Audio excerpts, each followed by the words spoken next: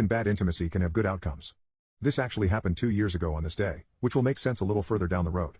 In 2016 I started using Tinder for the first time after a SHT breakup. I had met a few people but nothing had ever really panned out beyond a few hookups. My profile was filled with some horseshit along the lines of not the love of your life. Perfect date for when you want your family to question your life choices, and was mostly filled with pictures of me hanging out with my dog. Fast forward to March of 2017 and I matched with someone. After a couple of one-off messages that don't really go anywhere, we ended up talking one night and stayed up until 5 in the morning messaging each other back and forth. A couple nights after that, we decided to meet up and she invited me over to her house for dinner. This all sounds great. Except for 2 problems. The first problem is that I have a beard in all of my photos. And even calling it a beard is a bit of a stretch. My facial hair is like someone shaved a guinea pig and then superglued it to my face. If I grow it out too long, it looks like a tuft of pubes growing out from a chin. Wiry and sparse. It's not good. For 6 years, I'd still kept a reasonably trimmed beard length because it was better than nothing and actually looks full when it's shorter. But for some reason, the week before we started talking, I had decided to shave my face for the first time in years. I just wanted to know what it looked like. The answer? Not effing good. At this point, I was 27 but still looked young for my age. Shave the beard off and I look like a 12-year-old with a bunch of tattoos and insomnia. Really effing awkward.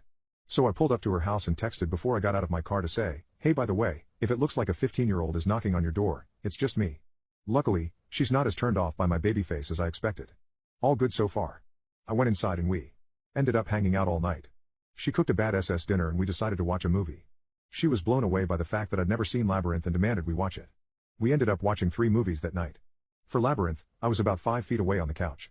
For Young Frankenstein, we were sitting next to each other. For the third movie we were cuddling. And this is where the second problem comes in. After my breakup in 2016 and realizing I'd been battling lifelong depression, I started taking antidepressants. One of the super fun side effects of SSRIs is that it can be really hard to climax. Like, try as you might, nothing. Thanks, Big Pharma. And so commenced the next 2 hours of the worst intimacy either of us had ever had. 2 hours of awkwardly grinding and sweating, stopping to try new positions, and statements like holy F I might have a heart attack. Why are my ears ringing so loudly? And what about this position? Ouch. Oh my god, I need a towel. I can't see. We were in the basement on a large 3-piece couch. You know, one of those ones with seams to connect the pieces. Well, at one point I tried to plant my toes in the seam to get some traction and ended up kicking the couch piece away from us and sending us both flying to the floor. A bruised SS. A bent PP. A lot of questioning of whether this was a good idea.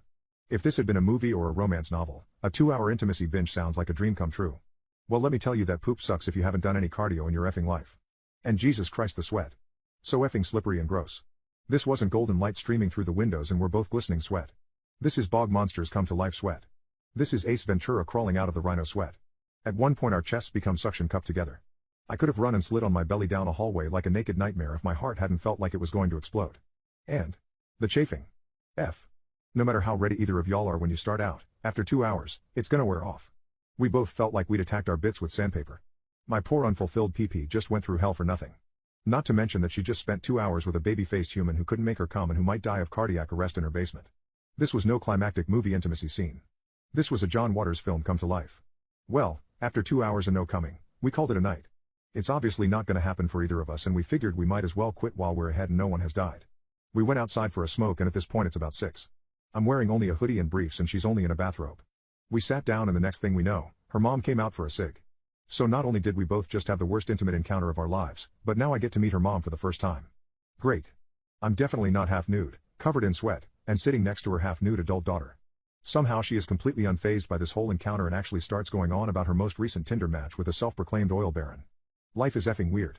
Well, the reason I am posting this today is because this is our 2-year anniversary and we're engaged to be married on March 14th of 2020. Our intimacy life is far better now and we both look back in humor and horror on that night and wonder why the F we decided to keep hanging out afterwards. I mean, now we know, but our past selves must have been really desperate. Am I the jerk for saving one sister's life and not the other? I have little identical twin half-sisters, who both have serious kidney issues.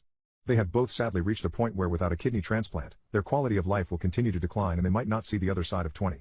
Obviously, myself and my mom are devastated with this news. It wasn't expected that they would be in this position so young. One of my sisters, Sarah, is very much the tomboy like me. We are really close and enjoy a lot of the same things. We are like 2 peas in a pod. That's not to say I don't love my other sister Jade, but we simply aren't as close. She's a little more girly, doesn't have many shared interests as me and Sarah do, and so we just don't hang out as often. I also don't see Jade as much in general. Sarah doesn't like her dad's wife, and so she spends less time with them, while Jade adores her and has always spent more time at her dad's place. Both my mom, their dad and both of the girls were totally happy with this setup.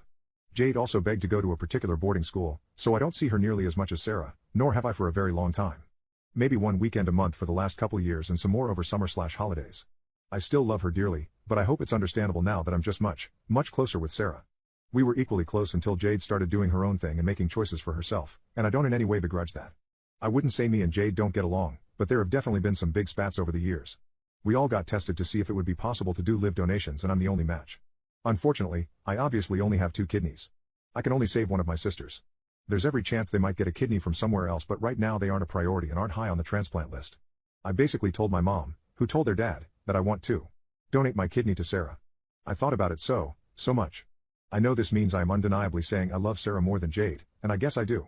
Unsurprisingly, all hell broke loose about how I could do this to Jade. How could I be so cruel? Why would I do this? How can I just play with their lives?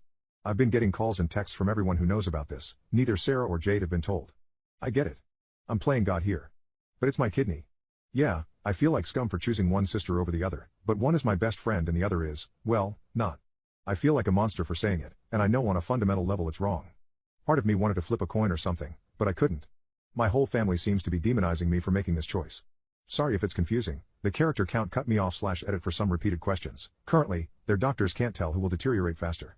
They are currently at similar stages and their most recent results have given no insight into whether or not Sarah or Jane will be worse off. Only time will tell, but their current treatments are harsh on their other organs, so there is an element of urgency that makes us reluctant to just wait to see who gets sicker faster.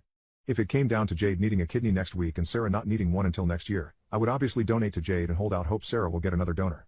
I have suggested setting up a donor chain to my mom, but this has all happened recently, so it's still up in the air. I have only been confirmed as a match, and I haven't passed through all of the other checkpoints and testing. There's a very real chance I can't donate at all in the end, which is why I only told my mom and not my sisters about how I felt. To be explicitly clear, this question comes up a lot. I don't think either deserves to die. Their parents are undeniably advocating for me to choose Jade, who has, and I quote, such a bright future, but they just haven't said it explicitly. I'm not choosing Sarah because she deserves it, I'm choosing Sarah because I want to save her life. Jade has always been, shall we say, unkind to a lot of people, and her dad has always acted like that. If I could save both, I would. If I can only save one, and the doctors have no explicit results to say one needs it urgently, I would choose to save the one I love, not just the one I share blood with. I personally think I'm a jerk. I think that if you look past the kudos for trying to donate a kidney, I think I'm doing something wrong. It just isn't enough to make me change how I feel, and I was hoping to get an impartial insight here, as I obviously can't get one from my family. I can't take my husband's apologies anymore. Despite the fact my husband always claimed people who believed in ghosts lacked intellectual depth, he insisted on joining my little excursion. But I wasn't upset by this. Quite honestly, I'd been banking on Jack inviting himself. Look, I'm not blaming you for what happened, he said, as the two of us strolled along the beach, ankle deep in the water. It's just I've told you before, I need 20 minutes to decompress after work. All I want to do after getting home is relax, not have you jump on me about every little thing. You're right, dear. Jack kept to my right, further out. Nearby, white surf repeatedly crashed against black rocks, sending up hissing columns of foam. Only the thinnest slither of sunlight poked out above the horizon, and every so often I glimpsed a pale shape cutting through the waves, toward us. Plus, Jack continued, now agitated, I was still upset about those messages I found on your phone. Do you have any idea how much they hurt me? But Ryan's been my best friend since we were. I started to protest, but in response to my partner's threatening forehead wrinkle making itself known, I instead said, I'm sorry. As we quietly continued up the coast, the sun slipped beneath the horizon, leaving only moonlight to see by. Jack scooped up pebbles and skimmed them across the surface. One sailed straight over the shape, which was now roughly 30 yards away. He said, you know, my parents think you're crazy, what with this spirit hunting nonsense. But I told them how much you enjoy it. That was nice of you. For a moment he sized me up, unsure whether that had been a genuine remark. Finally, he relaxed and said, so what's the story with this beach anyway? Is it haunted by a GGG ghost? He faked biting his nails, his hands shooting back and forth as though playing an invisible harmonica. It is, I answered, flatly. My eyes flicked down toward the water. Although it couldn't have been any more than a few feet deep, I glimpsed a figure down there, completely submerged. Let me guess, some beautiful maiden lost her baby at sea, now her tortured spirit wanders around waiting for the remains to wash up? Not quite. This one's an old lady who was, he faked a snore. Can you just give me the lift pitch version? You know how much it irritates me when you go off on pointless tangents. I faced him, sighed, and then quickly said, an old woman was being abused by her family, one of them killed her and threw the body into the sea, then her spirit came back and drowned all her relatives. Now she looks for more abusers she can drag to a watery grave. He smirked. It's cute how you believe this crap. I wanted to respond to this condescending remark, but became too fixated on the silvery, rotted hand stretching out of the water.